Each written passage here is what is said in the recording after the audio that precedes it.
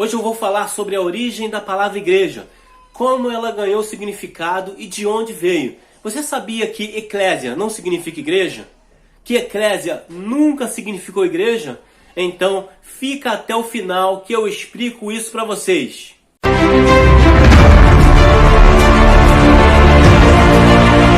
Mas a pessoa de sucesso, ela age apesar do medo. Teologia sistemática de Norman Geisler. Ele está contigo e quer te abençoar. Toda a Escritura é inspirada por Deus. A paz de Cristo a todos, eu sou Leandro Cesário e você está aqui no canal Teologia Sincera.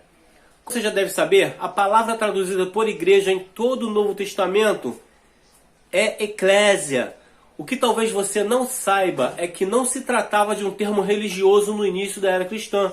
É isso mesmo, o termo eclésia se referia a cidadãos convocados para se reunirem, assim por razões cívicas, como nós vemos em Ruth no capítulo 4, ou a soldados convocados para se reunirem com propósitos militares.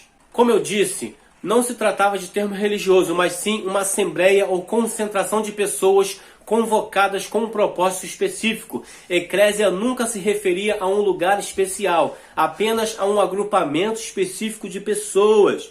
Para vocês terem uma ideia, a Septuaginta descreve os antigos israelitas como eclésia. Até quando os hebreus foram espalhados pelo mundo, continuaram a ser descritos na coletividade como eclésia, concentração, assembleia, porque embora disperso, o povo de Israel se ajuntava em comunidades coesas e estabelecia sinagogas. Tanto na literatura secular quanto nos textos sagrados, eclésia sempre se referiu à união à reunião de pessoas unidas por identidade e propósitos comuns. Quando o Senhor Jesus usou o termo, os discípulos entenderam que ele dizia: edificarei minha própria assembleia de pessoas, e o alicerce dessa nova assembleia serei eu, e as portas do inferno não prevalecerão contra ela. Então você deve estar se perguntando nessa altura do vídeo, se a palavra eclésia, a palavra grega, quer dizer reunião, por que nossas Bíblias não dizem simplesmente reunião? De onde veio a palavra igreja? Eu fico até feliz que você esteja se perguntando e vou responder mais antes. Deixa seu like e se inscreve no canal, vai, não custa nada. Deixa o seu like para o YouTube compartilhar com o maior número de pessoas esse conteúdo. Como todos sabem, voltando ao assunto aqui, como todos sabem, os discípulos foram perseguidos, presos e assassinados no início da era cristã, especialmente nos primeiros 300 anos. Mas em 313 d.C., Constantino, prestes a se tornar imperador de Roma, legalizou o cristianismo no Império Romano. Na verdade, ele legalizou a liberdade religiosa em geral. Antes desse edito, o cristianismo tinha sido proibido. A igreja sofreu perseguição ferrenha nos primeiros 300 anos, como eu já disse, e principalmente no reinado dos imperadores Nero, Domiciano e Diocleciano.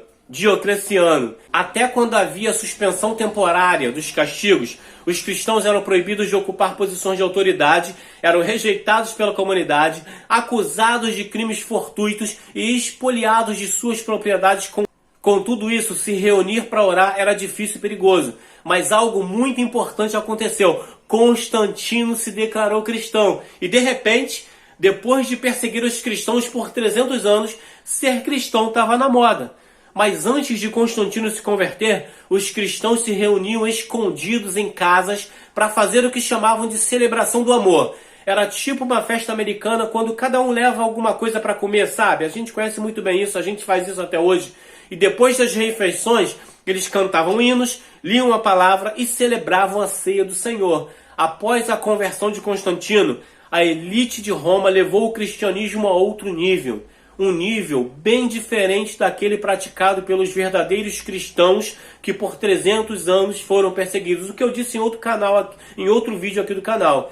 E começaram a incluir incenso nos cultos, roupas paramentadas, procissões, cortejos e adoração de mártires. E com essa institucionalização da igreja, eles passaram a construir templos em cima do túmulo de mártires. E quando não era possível construir em cima do túmulo, os ossos eram exumados e levados até os templos. Com isso, em uma década, a eclésia parou de ser movimento e não era mais um grupo crescente de pessoas que compartilhavam identidade e propósitos únicos. A eclésia agora se tornou uma localização, e até aí o termo igreja ainda não existia, porque os romanos chamavam esses lugares de adoração, esses templos, de basílica, que em latim significa prédio público.